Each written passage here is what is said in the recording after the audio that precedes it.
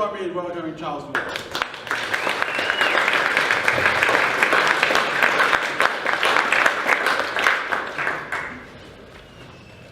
We've got 1 minute. Can you just have a show of hands who's here for the first time? Quite a lot. Please come. As you can see, we've got very good people. We've got Joanna Lumley tomorrow. We've got various people next week, and more stars to come, more intriguing people to come next year, and the best kept secret in London, cheapest venue in the world for £5. So there it is. And no rules, just I start a conversation with my guest, today Charles Moore, and we talk for 10 or 15 minutes. And then I want you, the audience, to ask him questions. The whole point about these forums is for you, the public, to ask as many questions as you can and interact with our star. And in the Prudential series, we only invite people of exceptional quality who have led extraordinary lives. And the only proviso in your question is that it's got to be intelligent. I can tell you that Charles Moore is quite intelligent, and if you ask a stupid question, you'll be put down, or passed over, you won't be put down. Now, as you probably know, Charles Moore is an editor of The Spectator, editor of Telegraph, but much more famously recently as the official biographer of Margaret Thatcher, and I hope that he's going to talk about Margaret Thatcher in many ways, which he's free to do by going off in a tangent or in answer to your questions. The first volume came out, and the second volume has come out, and they bring Margaret Thatcher up to 1987, and volume 3 is coming out, I gather, in 2018. Is that right? That would finish off Charles's job, and I gather after that he's going to lie down for about 3 years. He was selected by Mrs. Thatcher herself to be her official biographer in 1997 on condition that the first volume would not be published until she died. Now, the first one came out, the second volume came out, and the third is about her later years and also some of the personal life that she led.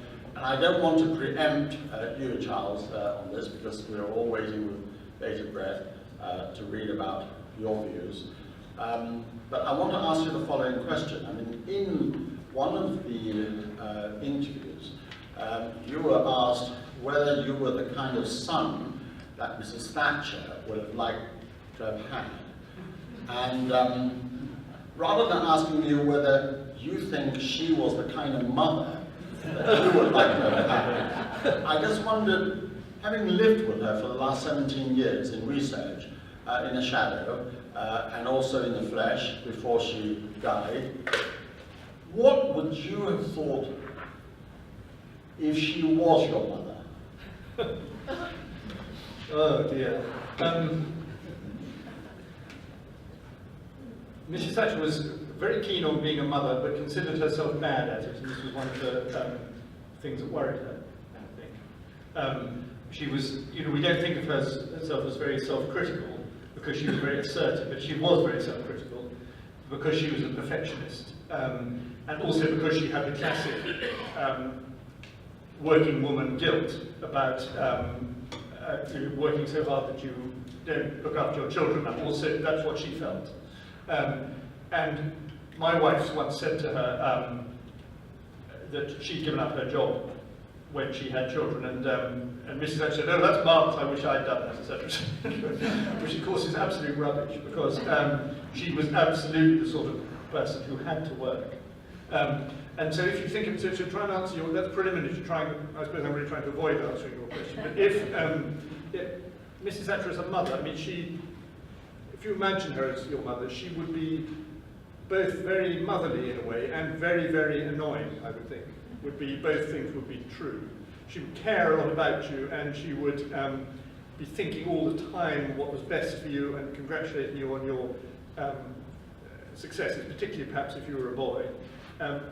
But she'd also be sort of getting on your nerves. And I think, I mean, in the room is Charles Bowell, who knew her better than anyone when she was in office, and Julian Seymour, who knew her better than anyone probably after office. They will, I'm sure, testify that she was relentless. It doesn't mean that she wasn't fun to be with, but the idea of sort of just relaxing in quiet family life was not on. So you would have taken a rather dim view of the fact that you would not have had a mother who was caring enough. Well, she certainly would have been caring. It's not that she was indifferent. But you know, if you do, I mean, it's the same. The interesting point about this is that people don't ask the same question about her father, but it in fact applies to her father as well. People don't say, you know, wasn't Winston Churchill an awful father? There's quite a lot of evidence that he wasn't so. I mean, in terms of his children were mostly alcoholics and all that sort of thing. But people don't sort of think of it that way. They sort of assume that Churchill wouldn't pay all that much attention to his children, and that'd be all right somehow. And would you have regarded Baroness Thatcher as being a good father? My impression of Dennis that I picked up about that is that he didn't like being the father of small children, and was better when they were older.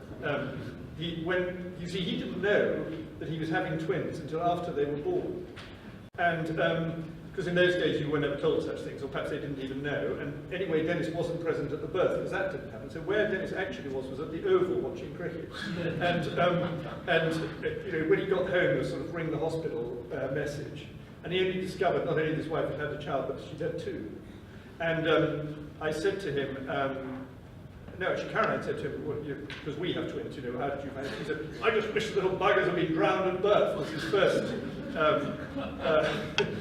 reaction. But sarcastic. yeah. Talking about Baroness Thatcher, you know, you have written about the relationship between Mrs. Thatcher and the Queen, and a lot of people assume that Mrs. Thatcher was rather overbearing on the Queen and unfittingly so. But I'm more interested in Dennis Thatcher and the Duke of Edinburgh. I mean, when they go and stay with each other and so forth, what did they talk about and how did they get on? Well, I don't know what they talked about, but I think there was a sort of complicity of the situation, because here were two men who were able in their own right. It's very comparable in many ways to the two men who were very able in their own right, and you know, sort of in a way had their own careers. And Prince Philip certainly would have had his own career if he had. I suppose he hadn't exactly, but you know, he could have, and Dennis did. And they're both in this subordinate position, and they must find it difficult sometimes, but they've both done it extremely well, and they also, I think, both find it funny. So there was a sort of way of talking about that which was more relaxing than it would have been for the principals, for their respective wives. Did you ever ask Mrs. Thatcher what they talked about? Yes, but Mrs. Thatcher, she was capable of indiscretion, but not about the Queen. So you absolutely couldn't get anything of any interest out of her about the Queen. You, the biographer, could not get one thing out of her about the Queen? No. I mean, she'd say very nice things about the Queen, but she would never ever get any disclosure of any description ever about what was said, or you know, any records, letters. Well, of course, what I've done for the book, and it tells you a lot, is to speak to all the sort of surrounding, many of the surrounding people. So you knew you were going to be the biographer in 1997. Yeah. Yeah. Hong Kong's given back to China, but you didn't start until 2003. And you obviously wanted to interview as many people as you could, especially those old ones who was going to die. Yeah. Did you miss anybody who died? Yes, I did miss one or two because they annoyingly decided to die earlier. Who is that? William Whitelaw, Keith Joseph will be two of the key ones.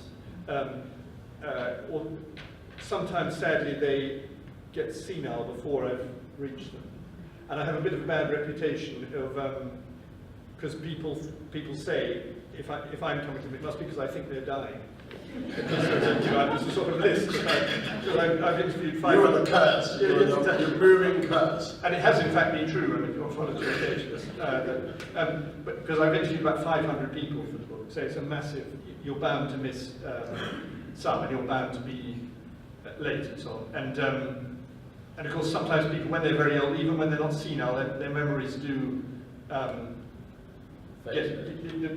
they get stuck in what people call anecdotage. Yes. I had 500 people for my 60th birthday. 5 people died after their acceptance before the event. Not because of them. Probably the invitation, like you, sort of a moving curse. In your second book, I was very interested to note your title, Everything She Wants. Now, I gather that, first of all, you confess that you haven't heard a pop song for since 1967, which means about over 50 years ago. But you have chosen the title, I gather, from a pop song by Wham. Do you know who Wham are? Well, they were, as what judges used to call, a popular singing group. Yes, I know. But I mean, why did you choose that title, Everything She Wants? Well, because, first of all, it's a song of the period. And it has some quite good lines about, why do I work so hard for you? Why do I have to give her everything she wants? Or something like that, which I think often describe what it's like trying to work. She wants everything she sees. For this, yeah. But also because this one, the second one, is about her zenith. The first book is about her rise. And from her victory in the Falklands, with which the first book ends, until the end of this book, her third and final election victory. This is when she's absolutely on top. So she's got everything she wants. But of course, because, as I've said, she was a perfectionist, because she was in many ways very insecure, and because she was so ambitious for herself and for her country, she never actually did get everything she wanted. Because she always wanted more than was possible to get. And that's one of the things that kept her going. So there's a certain sort of irony in the title. But I mean, in that book, your final theory was more or less that actually, when you thought that she had everything and she was extended with power, in fact, it was a rather fragile state, almost like Salisbury at the turn of the century, when Victorian England was at the Senate.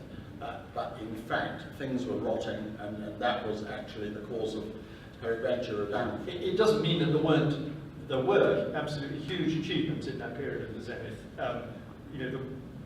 Really the invention of privatization and its global export, her victory in the miners' strike, economic recovery, and so on. But I think it's in the nature of politics that it is immensely insecure, and she perfectly well knew that. I mean, people thought that she was very hubristic, and she certainly could be seem arrogant and even boastful, but she jolly well knew how fragile. One reason she survived so long, I think, is because she knew how fragile it was. She always thought, there's nothing guaranteeing that I'm going to be in this office tomorrow. Well, she was turned out to be right. Yeah. Now, final question from me is that you're a staunch Catholic. Was she religious in any way? Some people disagree about this. I would say that she was, but in what you might call a rather English way. So everyone knows she was of a Methodist background, and like a lot of Methodists who rise socially, she gradually became an Anglican without having to abandon any Methodist faith, but she started to go to Anglican church. I think she had a very English Protestant idea of religion. So she took the Bible very seriously, she took the duty to God very seriously, duty to your neighbour very seriously. But I don't think she was interested in church things or spiritual things, but she took it all to heart, and she cared about it. And when famously because she said there's no such thing as society, when in a funny way where she went on to explain she meant the opposite, she was concerned with a certain sort of social order which she thought was a Christian social order, and the duties and responsibilities of people to one another within a country. And she believed in that sort of Christian morality, Christian social order, which I think she idealized as having existed in the Victorian world, though we can all argue about whether it really did or not.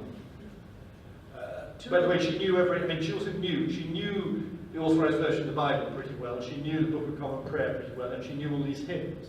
So I noticed, for example, at Dennis's funeral, when she was actually really pretty confused, as well as being terribly sad, she was confused. She sometimes wasn't even quite sure if it was his funeral. But I noticed that she sang all the hymns without looking at the service sheet. They were all completely in her head. A couple more questions about her personality, because of course, we read about everything in politics and so forth.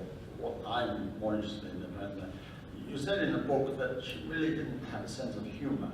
And I was particularly laughing out loud when I read the incident of the Michael Parkinson, having caught with Cecil, careful, you'll be lying. sorry, not Michael Parkinson, sorry. Cecil Parkinson, you're absolutely right. With Sarah Keyes, and of course Private Eye described these things as the Ugandan affair.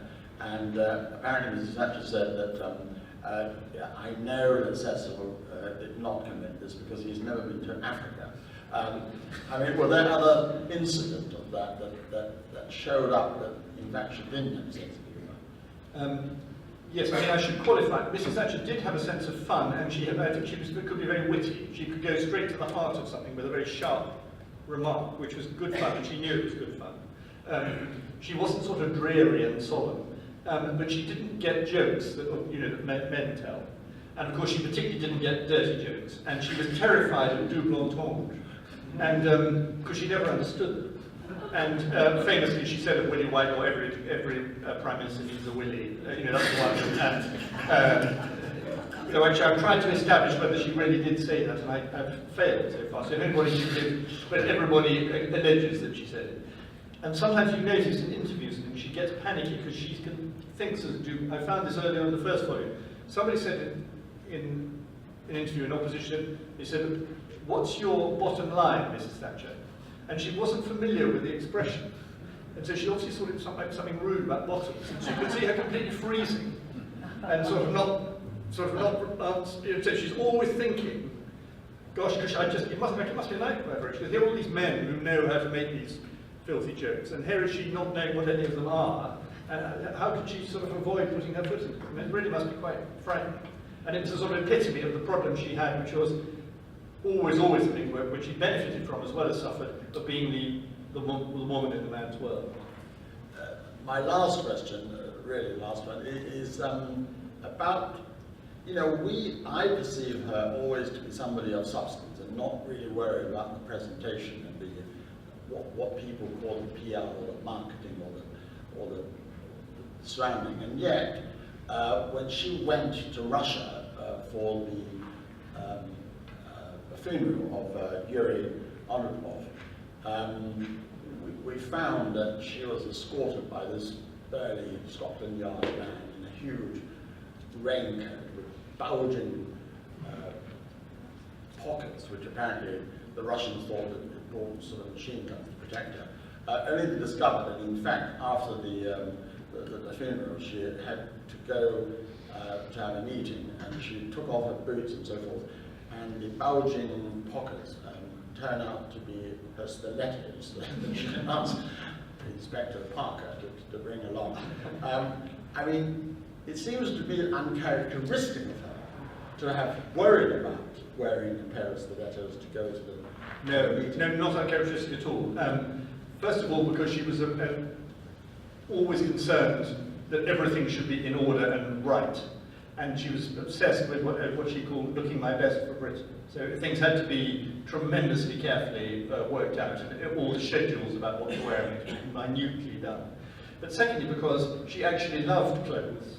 Her mother was a seamstress, and she was very keen on them too, and she knew about how to sew them, mend them, alter them, and all of that. And she took a sort of sensual pleasure in clothes, and no doubt in handbags, the famous implement of power that she always wielded. And I think that she was a great, though she was very sincere person, she was a great actress. She loved to be up there on the stage with all the lights on and to do the absolute best she could. And she, even from a very early age, I found a letter, for example, when she was at Oxford, about how she went to her first ball with her first boyfriend. And in the letter, she's describing it to her sister. What she describes most lovingly and minutely is how everyone reacted to her when she came into the room in her dress. And she was very proud of her royal blue gown and how everybody, all eyes turned. And that's how she was thinking about these things. And you can see, sometimes Mrs. Thatcher used to look bored in sort of private occasions, and then suddenly the lights would come on. I mean, sometimes literally the lights would come on, or sometimes sort of mentally the lights would come on, and it's because of attention, and it's the need to perform. And also, it's the communication. Of course she would mind about presentation, because she wants to communicate. She's a preacher-type politician, not just a sort of administrative-type politician. So you have to get the message. It's sort of St. Paul. I mean, she was very interested in the Gospels, in the New Testament, in the Acts of the Apostles, because she was very interested in how St. Paul and all his other disciples of Jesus had gone out and spread the message, preach the gospel to every creature. That's what she's doing in politics all the time. So all the time, the message, the message, the message. And she was very humble about how best that should be presented on television. So she would take advice about, you have a whole new set of teeth, change your hair, change your voice, change your clothes. Don't change the fundamental thing you're talking about, but get rid of all the bad extraneous things and make them as good as possible so that people can concentrate on what the actual message is. So, was that all brilliantly advised by Cindy Crawford? Cynthia, yes, not Cindy Crawford, something completely different. Yes. No, it really came earlier. But it all started with Gordon Rees before she was in office. But then there were a whole series of people who gave her all sorts of often conflicting advice about clothes. And as you can imagine, at the court, there would be a good deal of argument about who should do this and how. Now, come to think of it, she came to Hong Kong and I offered her to make her a Chinese dress, and she was very careful in choosing the most brilliant velvet in deep blue. Yes, I think I've seen that. I think She wore it on a very important occasion. I was very chuffed. I wish it stood up and told everybody it was Shanghai Tang. And she paid for it, and she was very, very good. Now look, listen, I've said enough, so would somebody ask an intelligent question or two? Who would like to do that? Can you just wait 1 minute to get the microphone? Because we record these things, and it's important to listen, to get to hear the question. Charles, what did you read other than the Bible? In her youth, Mrs. Thatcher read and learnt a lot of poetry, and she could recite a great deal of poetry, Tennyson, Longfellow, Hardy, that sort of thing. Kipling. She never much enjoyed fiction, I think. I think she probably had that view, quite a lot of people have about fiction, that, as Uncle Matthew says in In the Pursuit of Love, what, you mean the sewer made it all up? Just the idea that it's not true, not factually true, that irritated her. But what she really did for reading was to get interested in a subject and then start reading about it. So she would read in more of a utilitarian way than a pleasure way, I would say, on the whole. So she would, she really enjoyed what she was reading, but she would do it because she was trying to find out about the Soviet Union, or, when she went to China, for example, she read a book called How to Be a Good Communist, which had been written by, what's he called? He was president of China at one point, and he was a capitalist road. Mao tortured him. Sorry, it's in there. I forget his name, but so 300. So she was a huge reader actually, but she didn't sort of sit down and read a book from beginning to end for pleasure. And in fact, in a way, she had quite a butterfly mind. She didn't. You wouldn't find her. She could have had an enormous gift for application, but I don't think she would just sit for 2-3 hours reading a book. Would you agree with that, Charles? Just sort of. Yeah, I think her favourite reading was document papers. Yes. Yes, she would be literally reading on Christmas Day, the white paper on the prison riot and something or other. Quite extraordinary. I wanted to ask, did she do anything to improve China-British relations? Thank you. I think the short answer is yes, but with considerable difficulty. You'll remember that the big issue was Hong Kong, and the lease ran out on the new territories in '97, and it was well known that China was going to take that opportunity to take back even the bit that wasn't on the lease, Hong Kong Island. And Mrs. Thatcher was very, very worried about this, and she hated the idea that she, of all people, a great anti-communist, would be handing over free people to a communist regime. And it was very, very tense and difficult. And she didn't like the attitude of the British Foreign Office to this, because she thought they were too ready to give China what it wanted and showed too little concern for Hong Kong people. And I think the big factor in her mind that the Foreign Office didn't have really was Hong Kong people. What's going to happen to the actual 6 million people that were living there. And there was a massive confrontation about this, which nearly went totally wrong in 1982. And Mrs. Thatcher paid a visit to China in 1982. It was very unsuccessful and awkward. And she famously fell down the steps of the Great Hall of the People. There's a picture in there of that happening, which is considered bad luck and so on. And then, over the next 2 years, it was very difficult, but it was, on the whole, her relations with Geoffrey Howard, the Foreign Secretary, famously were not good and got worse, but on the whole, the differences between them over Hong Kong, I think, were productive, because he was trying to have a more conciliatory attitude to China, but she was trying to put the pressure on China to do a better deal for Hong Kong people. And I think between them and the ambassador there, Percy Craddock, it sort of got somewhere. And in 1984, the Chinese suddenly, after having been extremely fierce, said, okay, they felt they got enough of what they wanted, which was fundamentally the Chinese recognition of sovereignty, of Chinese sovereignty, that they would grant a proper system of handover with what became called the Basic Law, and with an agreement and with safeguards for the continuation of the rights of Hong Kong people. And the famous slogan, which came from Deng Xiaoping, or at least Deng Xiaoping laid claim to it, was one country, two systems. The one country being China, the two systems being capitalism and communism next to one another. And China did want that. They hated the idea of Britain sort of having sovereignty, and they weren't going to have that, but they wanted this because they didn't want Hong Kong to go up in a puff of smoke. And Mrs. Thatcher, I think, was clever. She took a big risk about it, and it came pretty close, because the great problem at this time in the early 80s would have been the loss of confidence. If people had thought that, I mean, you know this very well, David, if people had thought that Hong Kong was going to go down the plug, well, they wouldn't have waited until 1987. They would have started, 1997, they would have started to get out in the 80s, and the whole thing would have gone warm. And there were plunges in the Hang Seng Index and so on, but actually they stayed. And they even stayed after Tiananmen Square in 1989. And the whole show was kept on the road. And even today, with the very considerable problems that there are, you'd have to say that the Hong Kong Agreement sort of holds, and Hong Kong remains extremely prosperous and largely, they're not free enough, but largely free enclave. And that is as a result of what Mrs. Thatcher and others did. And it settled the basis for good relations. And indeed, once it was agreed, almost the first thing Deng did, I think he said it to Mrs. Thatcher on the day of the signing of the agreement, he said that the Queen, he invited the Queen to come to a state visit to China, and normalization began. What would she have thought about the idea which Hong Kong fought for, of giving British passports to everybody?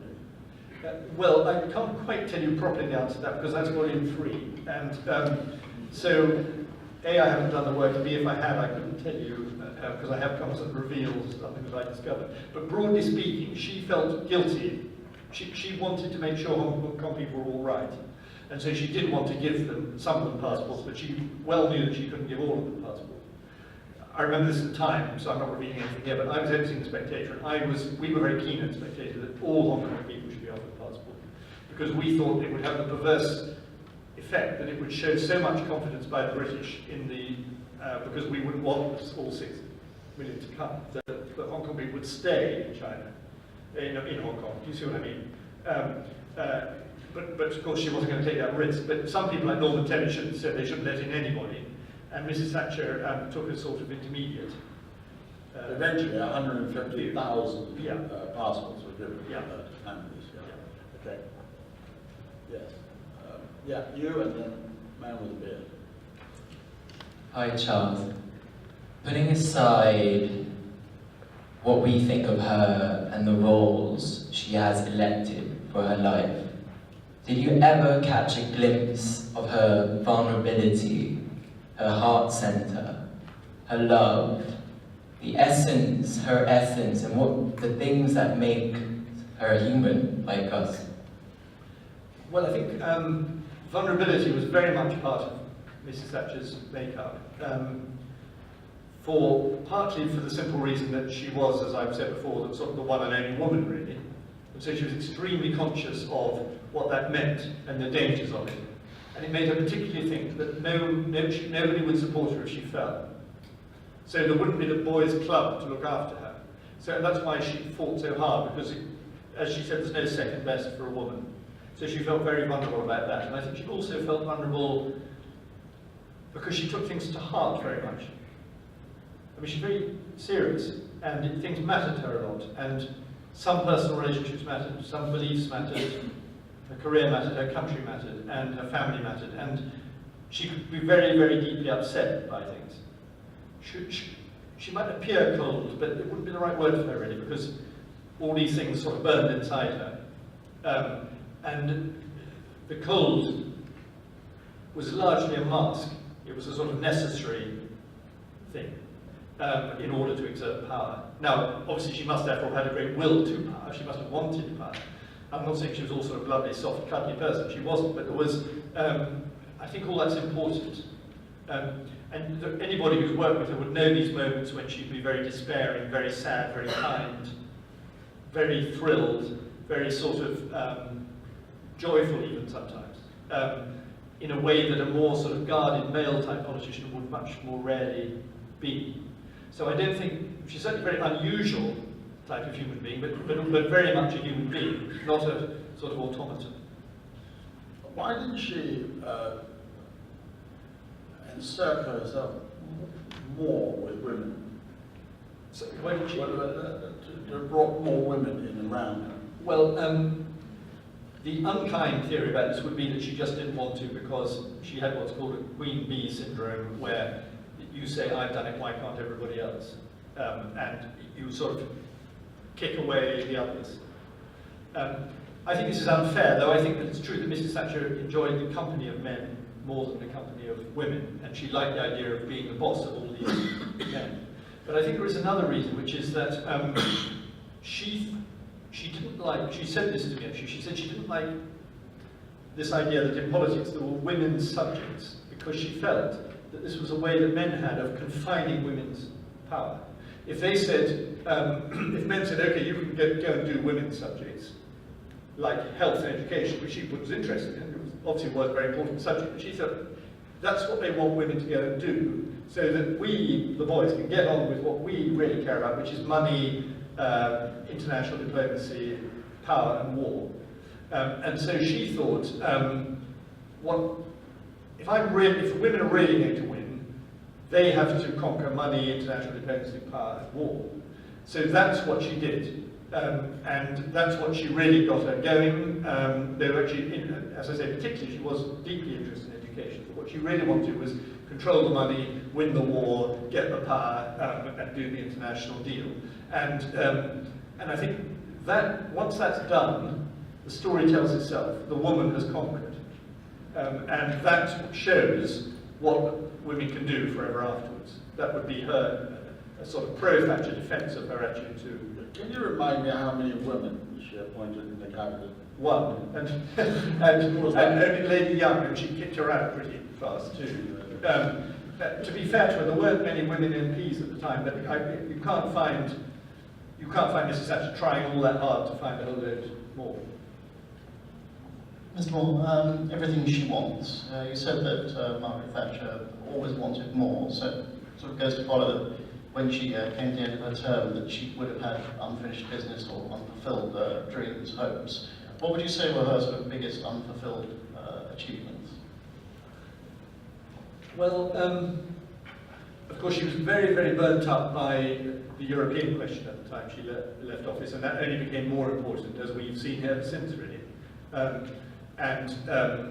So she wanted to sort out the relationship between Britain and Europe, and she came to the view after leaving office that should mean, which she held privately but didn't state publicly, that should be leaving the European Union. So in a way what's happened is a sort of fulfillment of the trajectory that she began.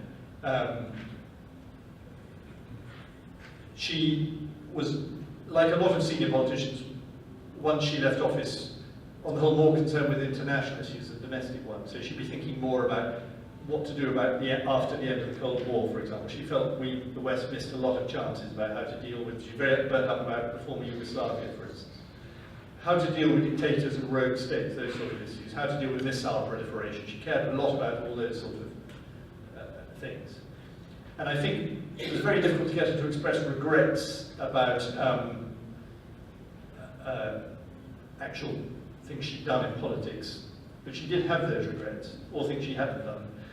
And I think it always was one of the most obvious ones. It sort of was actually, people forget it in a funny way, because on the whole her economic stewardship was successful, but actually nevertheless it went jolly badly wrong with Nigel Lawson. So you had the Lawson boom and the subsequent inflation, and it all sort of turned pretty nasty. And I think the feeling that you hadn't quite got you produced so much economic innovation, and yet you hadn't got a new stable state. There's one other thing that did worry her. She was a great believer in, if you reduce taxes, people, for the rich in particular, they will earn more and they will give more back. So it will create prosperity, which I think broadly speaking she was right about. But she also thought they would make them personally more generous. And she sometimes said she was somewhat disappointed by how there hadn't been more of that. I mean, actually I think statistics don't quite bear her out. I think there was a considerably bigger donations by rich people to charity and so on. But nevertheless, I think there was a sort of, I've done this, now it's over to you, sort of feeling with some disappointment there. Was she ever afraid of anything, or was she completely fearless? Yes, she was. She was afraid of losing office. She was afraid of, oddly, you might think this surprising, of telling the truth to colleagues about why they were inadequate. You might think she did nothing else, but actually, when it came to things like sacking them, she was she liked to have a confrontation, which is a well-known human quality, but she had it to a surprising degree, and sometimes other people had to do the dirty work. Or I found meetings where, she said, I'm going to give a real talking to this person. He comes out thinking that he's done a marvellous job. She was quite frightened of that. And she was sometimes physically frightened. She was very physically brave, but she was also physically frightened. So she was physically frightened of being killed for good reason. I mean, people, the IRA, she was always top of the IRA hit list. And after the hunger strikes onwards. And they tried to kill her, as we know, at the Brighton bomb. And so, for example, she would never she slept with the door open, because at the Brighton bomb, that Geoffrey Howe's room, Geoffrey and Lady Howe's room, they couldn't get out of the door because the bomb had moved jammed the door. They were all right, in fact. But that frightened her. And she also, because of the fear of power cuts in a terrorist attack, she always had a torch at all times, including in her bag, which she used occasionally to wield. Oh, she was nervous, very nervous of speaking. Sorry, yes, it's a very obvious point, but it's to the most incredible, I could not believe it, to the most incredible degree. Here's this woman who can speak and speak and speak and speak, and all through her life. And once I gave a lunch for her with 20 friendly people at the Tory conference shortly after she left office, and I said, I hope you won't mind saying a few words. And I hadn't asked her beforehand, which really annoyed her, because she liked preparation. And she was really, really anxious about what she was going to say. I couldn't believe that she was shaking with extraordinary. Yes. Can I move on to your own opinions, sir? Rather than Mrs. Thatcher? Is that right? Sure, yes, I'm deflected. What do you feel should be the position of religion in Britain in the future? Goodness. Small question. Well, judging by your cloth, you'll know better than I, by your collar. Are you a Catholic priest? Or a bishop, or a what? No, bishop.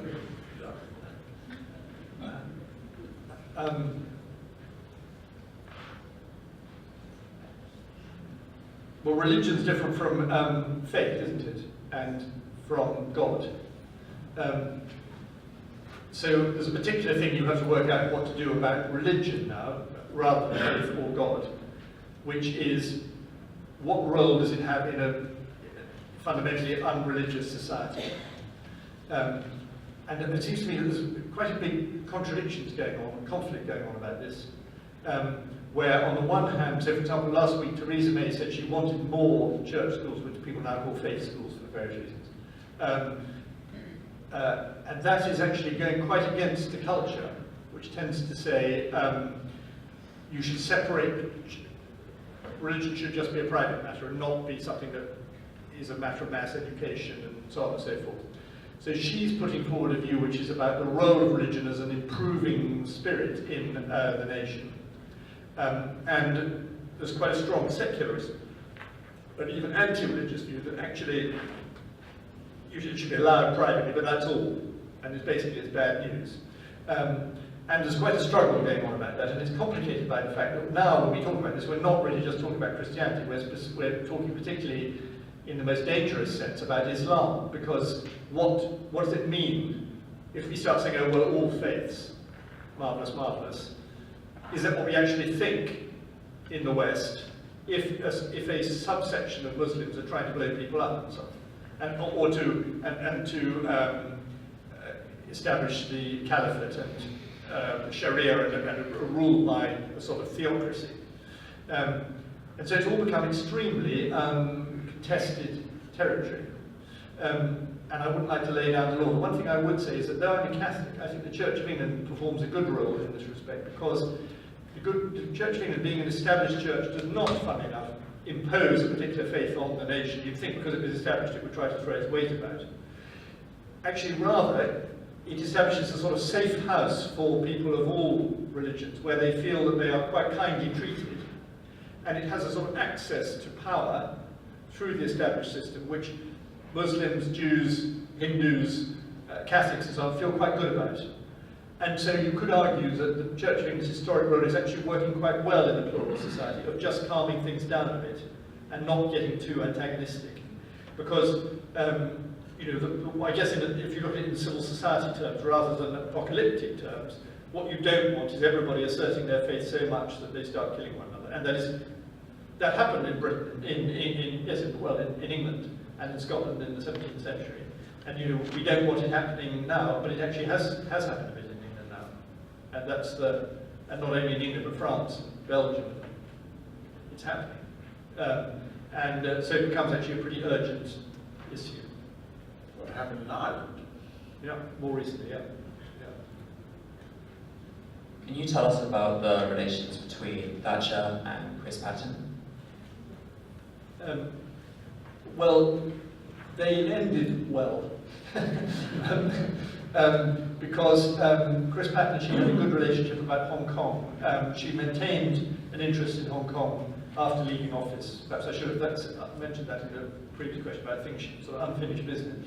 And Chris Patten, as governor of Hong Kong, wished to extend democracy to Hong Kong people, which is pretty unpopular with the Foreign Office, and of course with the Chinese.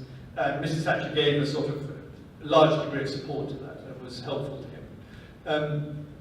She often had a good relationship with him for various reasons, such as he wrote good speeches for her in the early days. But they were very different politically. And he, I think, was very much in the anti-Thatcher camp. Well, he was in the early days, when the so-called Wets existed, and he was a sort of rising star. And he never became in the pro-Thatcher camp in general.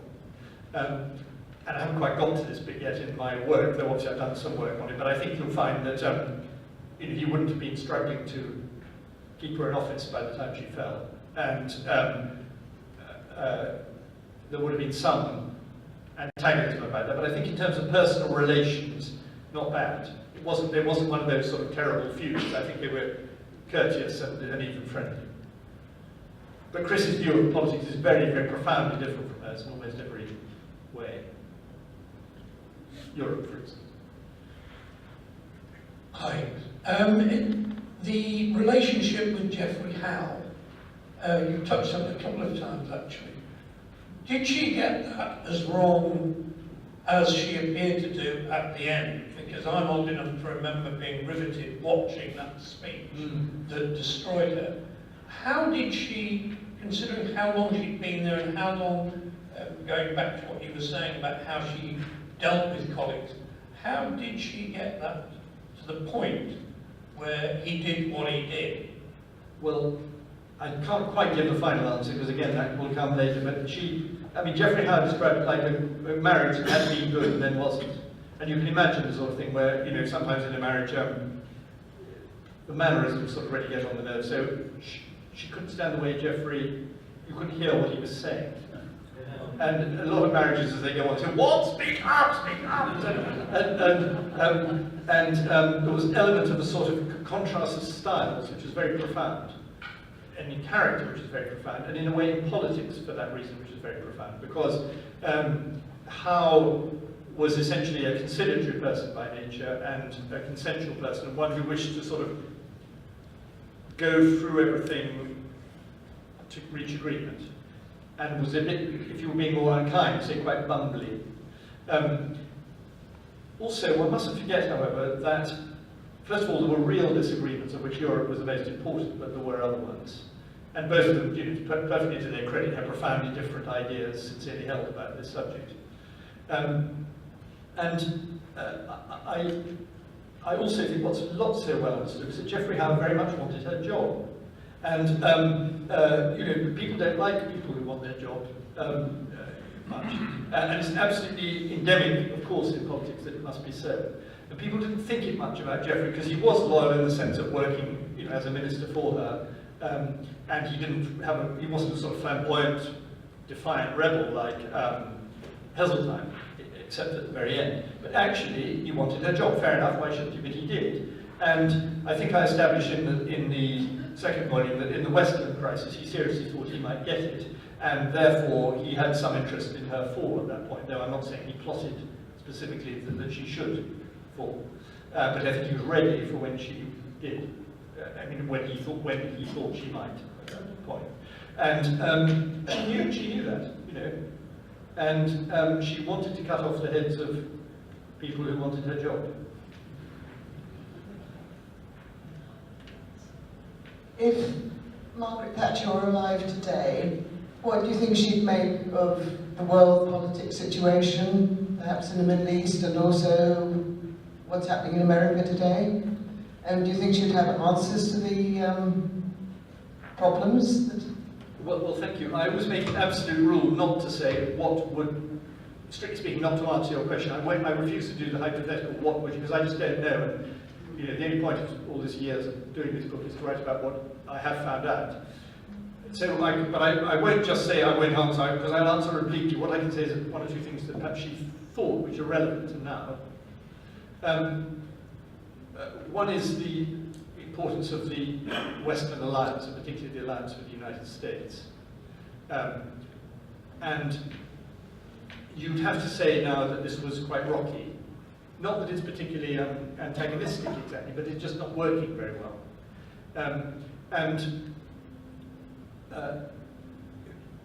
Mrs. Thatcher didn't, obviously in a way it made life simpler in the Cold War.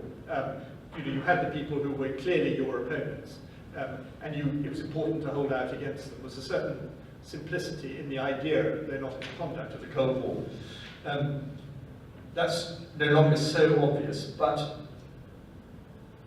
Mrs. Thatcher's idea about working out who can be properly dealt with and who can't be, I think is neglected in current times, and I think that President Obama's foreign policy has been very unsuccessful in that respect, because he hasn't cleaved to the principle that you strengthen your allies and weaken your friends. He's tended to almost suck up, weaken your opponents. He's tended to almost to suck up to opponents and not pay enough attention to friends. So, he's made sort of nice gestures to Iran and been hostile to Israel, and not hostile to Britain, but not particularly interested in the British contribution. And so it goes on, and I think if you look at those sort of speeches he made, particularly in the early days, sort of reaching out to Muslims and things, actually, of course it's good to try to have good relations with Muslim people and Muslim powers, but the sense of who are our friends, I think, has disappeared, and therefore the capacity of the United States to wield power in the world and of the Western alliance to wield power in the world has greatly diminished. And there certainly isn't a partnership in the world like Thatcher-Reagan. The importance of having the right partner in order to be able to act in the right way for the West. The whole concept of the West, in fact, is much weaker than it was. And she really believed in the West, both as a political concept, a cultural concept, and even in a sense, in a religious, some sort of idea of Christendom, and particularly the English-speaking world. All those things are in a weaker position.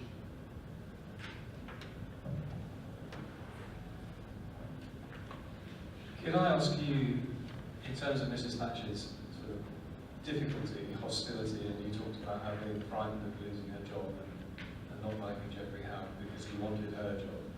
Was she like that because of a selfish, egotistical outlook, or somehow because she was doing what she felt was the right thing for the country? Couldn't it be both? I mean, I think Mrs. Thatcher was a tremendous egotist. She had a huge sense of, it's got to be me, I've got to do it. I'm the one. So in that sense, you could say it was selfish.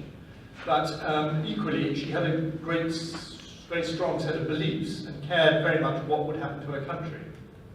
And in a way, you could say those two things were linked. The ego was all part, and the patriotism were all together. She wasn't delusional. That patriotism was absolutely real. The belief in what Britain could do, how it could make it better, how it had a potential that hadn't been fulfilled but now could be. It was absolutely real. And she would literally die for that. But equally, it mattered tremendously to her that she was doing it. It's a great will to power. And possibly all great leaders like that. I mean, I happen to be reading Jock Colville's episodic memoirs, very good about Winston Churchill. I mean, he's unbelievably egotistical, isn't he? But he's also genuinely trying to save his country. It's not contradictory. Thank you. I'm interested in the impact it's had on you as a biographer, because I would have thought studying somebody so powerful with such influence, it's very difficult to shake that off, and you must see things through her eyes. And I just wonder what impact it's had on you, your relationships, your career. Well, my wife sometimes says there's 3 people in this marriage. Quoting a famous person who said that. Well, I don't know if I've turned into a sort of warped, sick individual as a result. What's been interesting about it, and has really been a journey of discovery for me, and why is because she's the woman. Because it's much more interesting to write about a woman than a man, I have discovered. Partly because I'm not a woman, so I'm trying to find out. And I feel I know what male politicians are like anyway. I've rubbed along with them for many, many years, and I don't want to dig any deeper for the most part. But this is a challenge to understand how a woman would see the world. So just like I like reading Jane Austen because everything's seen from a woman's point of view, obviously not women like Mrs. Thatcher. If I'm trying to see how she saw and did politics from a woman's point of view, that's the real brain-stretching part of it. You asked your wife Caroline about what she might have made up, what she would have thought about a particular situation, if you couldn't quite interpret it. Yes, I do. Though I mean, they could scarcely be more different characters. So, my wife doesn't suffer from the will to power in this all public fame or those sort of things. But yes, because sometimes if you're a man, well, for example, I mentioned it actually in that letter. If you're a man, you don't think in the same way about what happens when you enter a room at a social occasion. I think it's different. Well, particularly, we're always in black and white tie. Yeah, partly it's partly a matter of what you wear.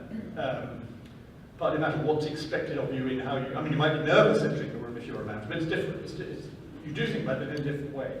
So that would be helpful to, tell more about it. Let's have another one. I wanted to ask, who advised Mrs. Thatcher about her handbags, and was there consideration of including an image of the handbag in her coat of arms? A coat of arms? No, it would be nice, wouldn't it? A coat of arms has something quite dull, like a factory chimney or something. Can you remember, Charles? Julie, you remember? Not a very nice coat of arms. Well, we've got all the experts in the world on Mrs. Thatcher, and they cannot remember what a coat of arms looked like. Whilst you're answering the question, I will Google it.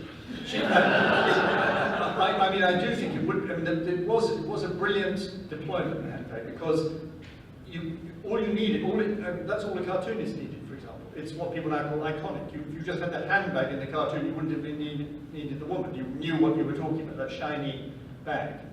And it was a bit like the TARDIS, because it seemed to fit the most incredible number of things inside it, which she could produce magically, which were relevant, like an old white paper or a speech by Abraham Lincoln or something like that. So she was constantly, unbelievably clever at that. And you want a symbol of power if you have power. If you look at African dictators, they always have those sort of fly whisks or something like that. Not that Mrs. Thatcher was a dictator, but I think you could. It's very important, actually, and only, as she was very well aware, only she could do it. And of course, she actually liked these bags and thought about them. And I think they ended up coming from Ferragamo, but while she was in office, I think they were English. Were they Max Rain? Is that?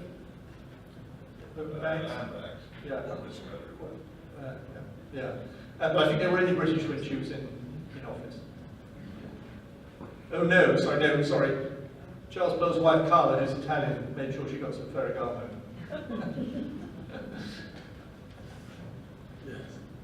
Mr. Moore, your opinion about the much more recent events. How do you see David Cameron's resignation 2 days ago, and even just after the referendum? Well, you can understand it psychologically, can't you? But I think it's a pity. Sorry, there are two things. I think he had to resign as Prime Minister.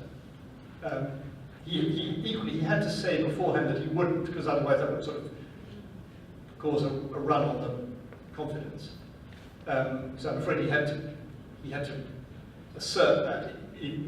I don't think he was lying on that point, but he simply had to. That's what he had to think at that point.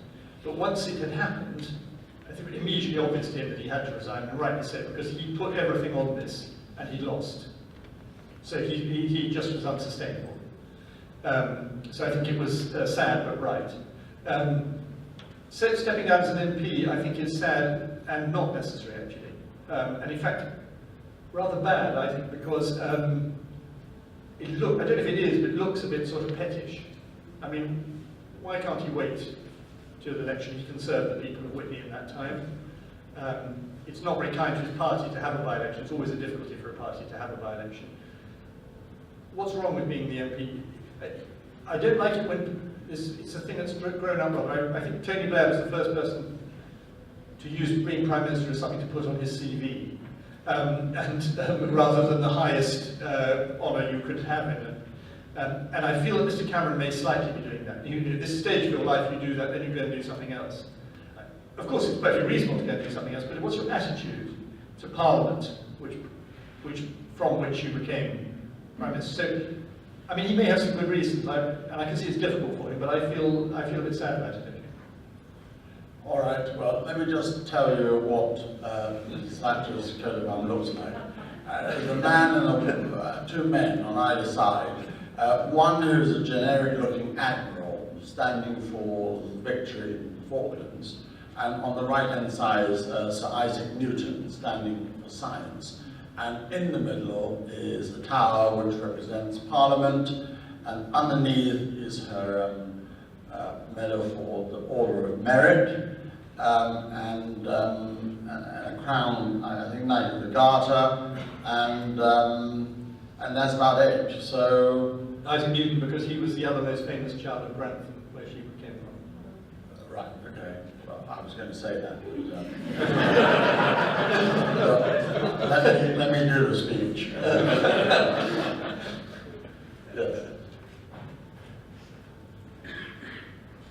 Do you think the American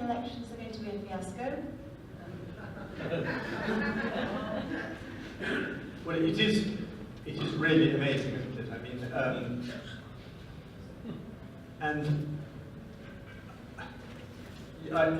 I mean, I still can't believe that Donald Trump would be suitable to be president, but I'm having some difficulty believing that Mrs. Clinton would be, though she is obviously very well qualified for it in a certain way.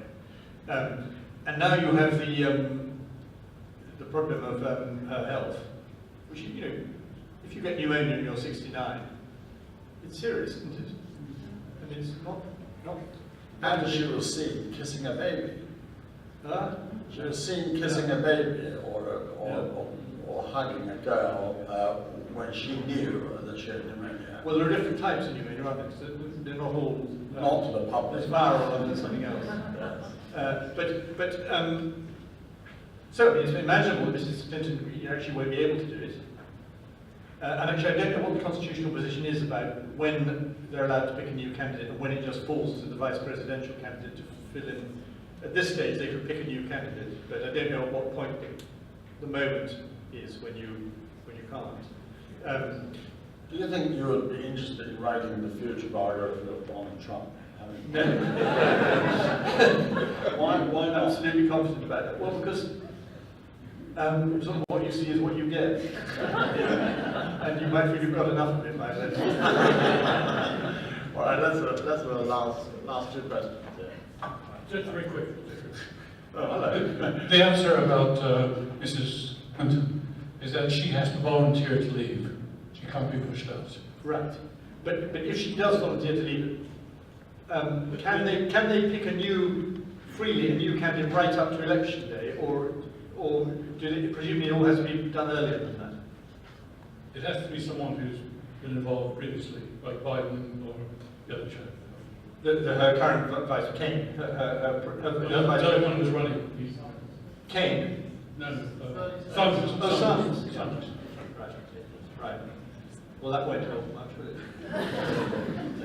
Two quick questions. Dennis and Margaret aside, out of the 500 people you interviewed, who was the most interesting character and why? And you touched on it just then. If you could do it all again, which current prominent world figure would you write a biography about? Well, on the first, I remember Roy Jenkins was once accused in some program about having had affairs with lots of women, and he got out of this brilliantly by saying, "It's been my privilege to know so many beautiful and fascinating women, but quite invidious to distinguish between any of them." And I would have to say the same about all the people I've interviewed, so I don't wish to cause any... all of them have an affair. About 400 or 500, yes. It would be wrong to... I'll make a generalization about interviewing people for the book there, which is that the people behind the scenes usually tell you much more than the famous people. And the civil servants are much more accurate than the politicians. And the reason for that is that politicians, which is entirely understandable, are desperately fighting their corner all the time. So they're pushing through. And all they really remember is what they did, their version of what they did. So what they will typically say if I ask them about Mrs. Thatcher, they'll say, "Well, I said to her, blah, blah, blah," which may be interesting, but may not be. And it may also not be accurate, because they don't have much time to remember it, whereas the civil servants are trained to remember and to notice and to take notes of everything. So they and the backroom boys and so on are or diary secretaries or political secretaries are very, very much more accurate and useful. And the other question was, who would I want to write a biography of now, who's a big figure now? I don't actually know, but as I said, I find it much more interesting to write about a woman. But I'm not thinking like that because I'm just thinking about her, so I'm not casting around, it's bad enough doing this. Because it's such a total focus, I don't want to think about anything else I might write later. I just ask you one last question. Were your interviews with Mark Thatcher and Cara Thatcher revealing? I should just very quickly say how Mrs. Thatcher was absolutely maddening to interview. I mean, you got wonderful things out of her, but she could never keep to the subject. She'd always evade in a funny way. Mark and Carol are they have lots to tell you, though you don't always necessarily want to tell you, so you have to sort of work it a bit. The great thing though is not to get them in the same room together. You must do it separately. All right, well, I'm afraid that the hour is up, it's past the hour, and as you know, fascinating subject like that, the hour passes very quickly. And I want you to join me in thanking Charles Watt.